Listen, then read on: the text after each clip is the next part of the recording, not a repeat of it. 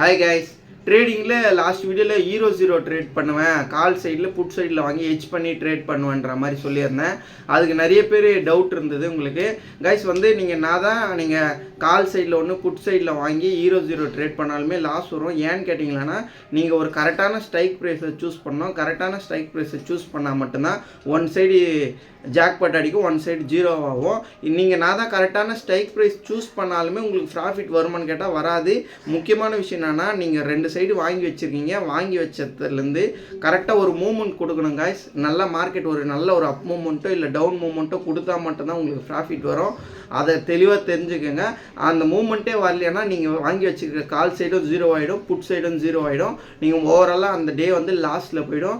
நல்லா புரிஞ்சுங்க. கரெக்டான ஸ்ட்ரைக் ப்ரைஸ் சூஸ் பண்ணோம். நீங்கள் ஸ்ட்ரைக் ப்ரைஸ் சூஸ் பண்ணி அந்த மார்க்கெட் நீங்கள் வாங்கின இடத்துலேருந்து ஒரு நல்ல மூவ்மெண்ட் கொடுக்கணும். ஒரு 10 நிமிஷத்தில் 20 நிமிஷத்தில் ஒரு அரை ஹவரில் நல்ல மூவ்மெண்ட் கொடுத்ததுன்னா நீங்கள் வாங்கினது டபுளாகவோ ட்ரிபிளாகவோ ஆகலாம்.